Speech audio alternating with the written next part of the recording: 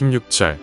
이제 너희가 아비멜렉을 세워 왕으로 삼았으니 너희가 행한 것이 과연 진실하고 의로우냐? 이것이 여룻바알과 그의 집을 선대함이냐? 이것이 그의 손이 행한 대로 그에게 보답함이냐? 23절. 하나님이 아비멜렉과 세겜 사람들 사이에 악한 영을 보내심에 세겜 사람들이 아비멜렉을 배반하였으니. 오늘 아침 우리가 사사기 9장의 말씀 함께 살펴봅니다. 사사기라고 하는 것은 하나님께서 이스라엘 왕이 있기 전에 어떤 대적들이 일어나고 괴롭히면 백성들이 하나님 앞에 부르짖고, 그럼 하나님이 또 어떤 인물, 사사를 세워서 그들을 구원하고, 그리고 또 평안해지면 백성들은 또 배신하고, 또 고통스러우면 또 부르짖고, 그럼 또 사사를 세워주고, 이 사사기의 사이클이 그렇게 계속 돌아가는 과정입니다.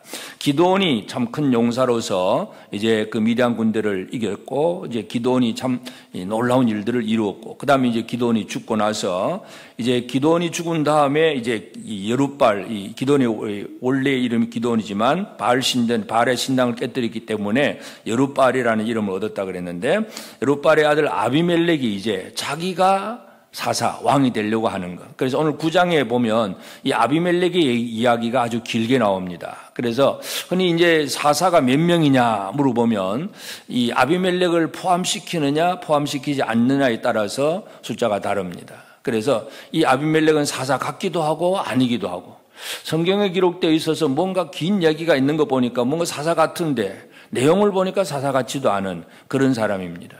오늘 우리의 삶에서도 예수를 믿는 것 같은데 도대체 믿는 사람인지 안 믿는 사람인지 모르는 이상한 회색 분자 같은 그런 사람이 있을 수 있습니다.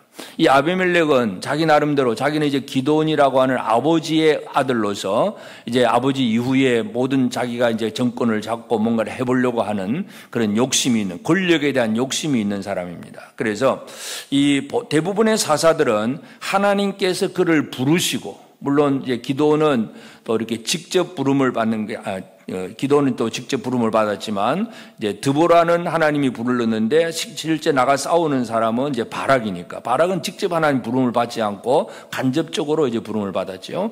이렇게 하여튼 사사들은 어떻게 하든지 하나님의 부르심, 하나님의 소명이 있는 사람들입니다. 그런데 이 아비멜렉은 하나님이 부르신 것이 아니라 내가 해야 되겠다, 자기 스스로 어떤 소명감을 만들어내고 자기가 그 자리에 차지하려고 하는 그런 사람들입니다. 그래서 이 땅에는 지금도 그런 사람은 얼마든지 있을 수 있습니다. 하나님께서 불러서 그 일을 하는 진짜 부르심이 분명한 사람이 있는가 하면 이제 나도 한 자리 해봐야지 하고 자기가 해보려고 애를 쓰는 사람들, 이 아비멜렉과 같은 사람입니다. 이 사람은 그래서 하나님의 부르심은 없지만은 이제 기드온의 아들이라고 하는 여룻바알의 아들이라고 하는 이 전통, 아버지의 어떤 혈통, 가계도 이런 것들의 어떤 이제 근거를 삼습니다. 그래서 이 사람이 주장하는 건 난 누구 아들이다 이 얘기입니다. 그런데 누구 아들이라고 하는 것을 기드온의 아들이 70명입니다.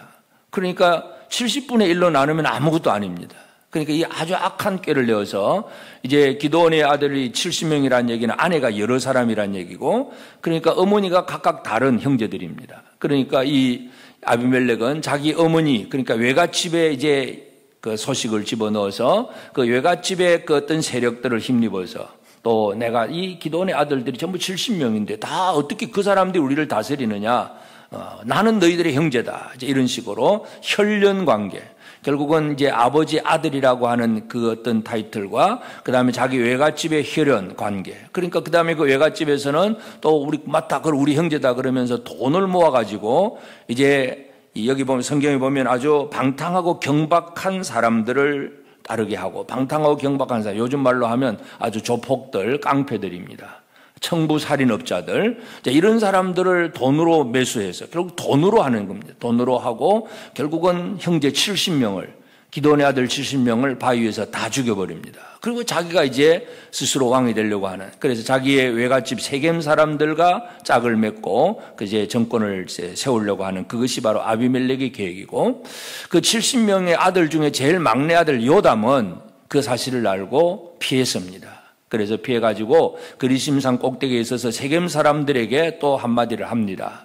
그래서 이제 이 요담이 나무 비유를 얘기합니다. 자, 이 사람들이 나무들 사이에서 예를 들어 나무들이 처음에 감람나무한테 이 감람나무 당신이 우리의 왕이 되라. 그러니까 감람나무가 하는 말이 나에게서 나오는 기름은 하나님과 사람을 유익하게 하는데 내가 그거 빼놓고 뭘 나무들 위에 내가 우쭐대겠느냐. 난 안 해. 왕이 안 된다고 얘기를 합니다. 그 다음에 무화과 나무한테 얘기하니까 나도 나한테 열매 단고 열매 맺는 이게 더 중요하지. 왕이 안 돼. 무화과도 거절을 합니다. 포도나무도 마찬가지. 근데 마지막 가시나무에게 얘기하니까 가시나무가 하는 말이 내 그늘에 거하면 가시나무라는 게 그늘이 별로 없잖아요. 근데 그늘에 거하지 않으면 백향목을 불사를 거다. 이제 이런 얘기. 결국은 지금 이 아비멜렉이 왕이 되어 있고 아비멜렉을 왕으로 섬기는 세겜 사람들은 가시나무를 왕으로 섬기는 사람이다. 이제 그 얘기를 하는 겁니다. 그러면서 요담이 16절 보면 이제 너희가 아비멜렉을 새 왕으로 삼았으니 너희 행한 것이 과연 진실하고 의로우냐? 진실하고 의로우냐? 이 질문 두 가지를 합니다. 우리의 삶의 모든 행동에 있어서 삶의 행동의 기준으로 삼을 수 있는 말이라고 하면 그게 진짜냐? 거짓 아니냐? 진실이냐? 그 다음에 진실이라 할지라도 그게 의로우냐? 우리가 참 진실이라 할지라도 상대방의 어떤 입장 때문에 연약함 때문에 또 그냥 모르는 척하고 넘어가고 그런 경우도 있을 수 있습니다. 어떤 사람을 배려하고 어떤 사람을 살리기 위해서. 근데 하여튼 이 아비멜렉의 행한 것에 대해서 이 요담이 말한 얘기는 이 나무 비유를 하면서 너희가 진실하고 의로우냐. 아비멜렉과 세겜 사람들에게 그 얘기를 합니다. 오늘 우리가 매일매일 살아가는 삶 속에서 과연 나는 하나님의 부르심이 있는 사람인가? 첫 번째가 바로 그것이고 두 번째는 우리의 삶의 모습에서 진실과 의로움이 우리의 삶의 기본 바탕이 되고 있느냐? 대충 아무렇게나 적당히 속여가면서 이렇게 살아가면 얼마 안 가서 무너집니다. 그래서 요담의 저주는 결국은 너희 세겜 사람들과 이 아비멜렉 사이에 지금은 서로 좋아서 왕으로 삼고 기분 좋아하지만 얼마 못 가서 무너질 거다. 서로 불태우고 서로 죽일 거다 하는 요담이 저주를 퍼붓습니다. 그리고 그 다음에 그 저주가 그대로 이루어지는 내용이 뒤에 길게 나옵니다. 그래서 오늘 우리가 이 사사기 9장을 보면 아비멜렉이라고 하는 사람, 하나님이 이스라엘을 구원하기 위해서 세운 사사들인데 이 아비멜렉은 구원하는 목적이 아니라 자기가 높아지고자 하는 그런 이 욕심 속에서, 권력의 어떤 욕심 속에서 자기 외갓집의 세력을 빌려서 또 돈의 힘을 가지고 깡패들을 사서 속이고 형제들을 죽이고 그리고 자리를 차지하고 결국은 나중에는 결국 세겜 사람들과 서로 싸우고 서로 죽이고 죽는 완전한 파멸을 맞는 그런 과정이 오늘 사사기 9장에는 길게 기록되고 있습니다. 그래서 오늘 이 아침 우리는 이들이 왜 망하느냐 하는 것도 우리가 살펴봐야 되는데 이들이 망하는 이유는 23절에 보면 하나님이 아비멜렉과 세겜 사람들 사이에 악한 영을 보내심에 세겜 사람들이 아비멜렉을 배반하였으니 결국은 사람들이 아무리 뭐라 그래도 하나님께서 진짜 성령으로 우리를 돌봐주시고 우리와 함께 하시면 우리는 거룩한 삶을 살고 사랑의 삶을 살아낼 수 있습니다.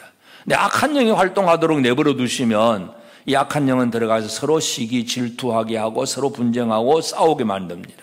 그래서 오늘 우리의 삶에 어떤 영으로 살아가느냐 이것도 우리에게 너무나 중요한 문제입니다.